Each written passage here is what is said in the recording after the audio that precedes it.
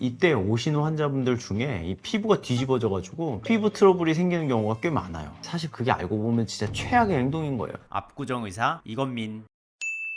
피디님, 저 솔직히 말해서 피부 좋아 보이죠? 확실히 나이대에 비해 좋아 보이는 것 같긴 해요. 그쵸. 그래서 많은 사람들이 피부 관리를 어떻게 하는지 이런 것도 많이 물어보거든요. 그래서 저한테 뭐 로션 뭐 쓰냐, 선크림은 바르냐, 뭐 이런 것들을 질문을 생각보다 많이 해요. 근데 저는 그때 한마디로 대답을 하죠. 레이저 맞으면 돼.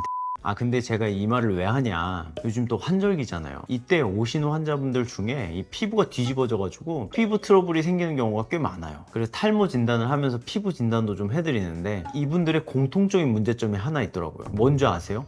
그 바로 선크림입니다. 어? 선크림이 왜요? 이게 실제로 여름에 자외선 차단을 목적으로 선크림을 바르는 경우가 굉장히 많잖아요. 근데 이게 꼭 바를 필요가 없는데 여름만 되면 선크림을 발라야 된다라는 강박이 좀 있는 것 같아요. 그 자외선으로부터 피부를 보호해야 된다 이런 생각 때문에 너무 과하게 바르시는 분들이 생각보다 많은데, 지금 굉장히 좋은 피부잖아요. 근데 선크림 잘 안 발라요. 근데 많은 분들이 이걸 모르셔가지고 예민한 피부인데도 불구하고 선크림을 너무 과하게 발라서 악영향이 있는 분들이 오히려 더 많더라고요. 그래서 오늘은 이 선크림에 대해서 한번 제가 말씀을 드려보도록 할게요. 그리고 제가 왜 잘 안 바르는지도 같이 말씀드릴게요. 아마 오늘 제 이야기만 잘 들으셔도 꿀피부가 되실 거예요. 자, 첫 번째, 일단은 우리 채널의 컨셉 뭐예요? 지피지기면 백전불태라고 자외선이 뭔지부터 한번 알아봐야 될 거 아니에요. 자, 우선 선크림을 알아보기 전에 우리가 이 선크림을 발라야 하는 이유가 바로 자외선이잖아요.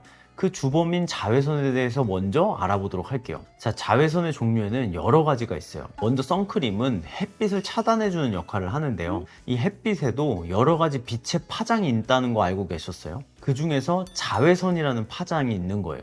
그럼 이 자외선에도 또 종류가 여러 가지가 있는데 UVA, UVB, UVC 이렇게 나눌 수가 있습니다. 근데 이제 여기서 이 A랑 B가 오존층을 뚫고 이제 우리 피부에 직접적으로 닿는 애들인 거죠. 근데 C는 왜 안 와요? 얘는 짧아서 오존층에 차단이 되는 애들이에요. 그러니까 못 들어오는 거죠. 그래서 이렇게 UVA나 UVB가 우리에게 어떤 영향을 미치냐, 이 UVA는 가장 긴 파장으로써요, 우리 피부 진피층 깊숙이까지 침투를 해가지고 손상을 입혀요. 그러다 보니 얘가 노화도 촉진하고 심할 경우에는 암을 유발하기도 하는 거죠. 그래서 이 UVA를 막는 게 가장 중요해요. 그 다음에는 UVB, 얘는 당연히 A보단 짧겠죠. 그렇기 때문에 진피층까지는 침투하지 못해요. 그럼 어디까지 침투를 할까? 바로 이 표피에 영향을 줘서 피부가 붉어지거나 염증, 그리고 심하면 화상을 유발하기도 해요. 그리고 우리 가끔 여름철에 햇빛 화상, 뭐 광화상 이렇게 부르는 게 있는데 얘가 바로 주범이에요. 그래서 오랫동안 노출될 경우 피부가 얼룩덜룩해지거나 까맣게 될 수가 있어요. 그래서 우리가 선크림을 바르는 이유가 이 UVA랑 UVB를 막아서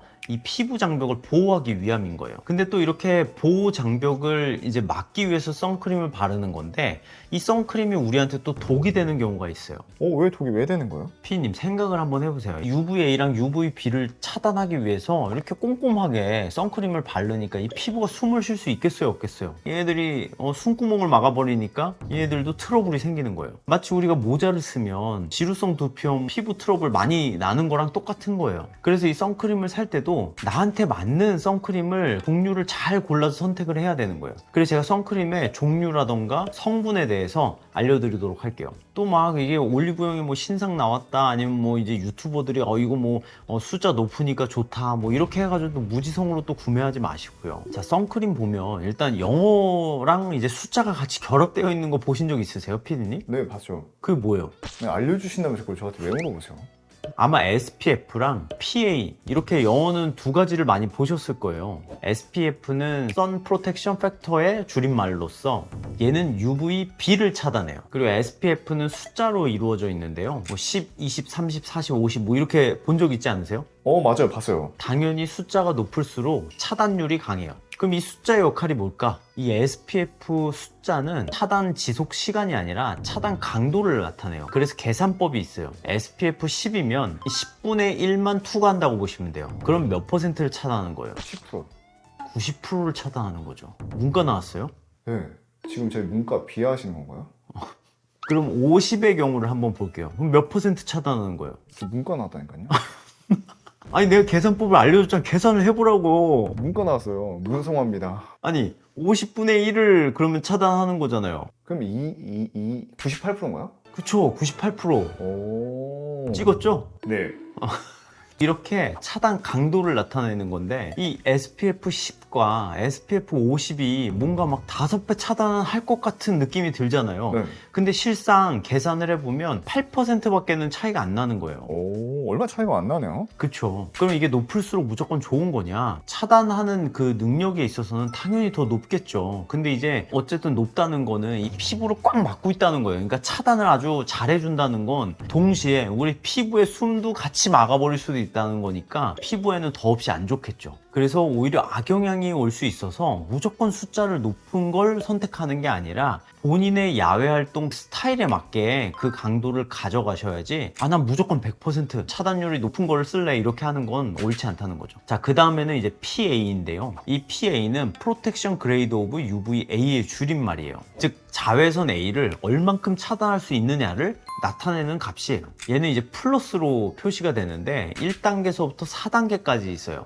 그래서 플러스 하나면 2배에서 한 4배 정도를 차단한다고 보시면 되고요. 플러스가 4개면 16배 정도를 차단한다고 보시면 돼요. 그래서 이것도 SPF처럼 나의 상황에 맞게 무조건 플러스 4개가 다 좋은 게 아니라 내 야외 활동 스타일에 맞게 이 플러스의 개수를 맞춰 구매하시는 게 굉장히 중요합니다. 그리고 또 무기자차, 유기자차 이렇게 쓰여 있는 것도 있는데 들어보신 적 있어요? 뭐 많이 봤어요. 이거 뭐가 더 좋은 거예요? 이거 궁금해 하시는 분들이 굉장히 많아요. 딱 쉽게 설명드리면 무기자차는 물리적 차단제고요. 유기자차는 화학적 차단제입니다. 무기자차만 일단 설명드릴게요. 아까 물리적 차단제라고 했잖아요. 얘는 햇빛을 물리적으로 튕겨내는 그런 효과를 나타내는 거예요. 그래서 얘의 단점이 백탁 현상이 굉장히 심해요. 간혹 가다가 선크림 바른 사람들 중에 막 얼굴에 막 하얗게 떠가지고 뭔가 마치 옛날에 그 경극하는 사람들처럼 그런 거 본 적 있으세요? 네, 그래서 막 하얗게 떠가지고 이거 별로 안 좋아하는 사람들 꽤 많잖아요. 맞아요. 그게 바로 무기자차예요. 그게 물리적으로 막아주는 거예요. 효과는 진짜 좋은데 좀 보기가 좀 그렇죠. 그래서 그거 바르고 이제 소개팅 가면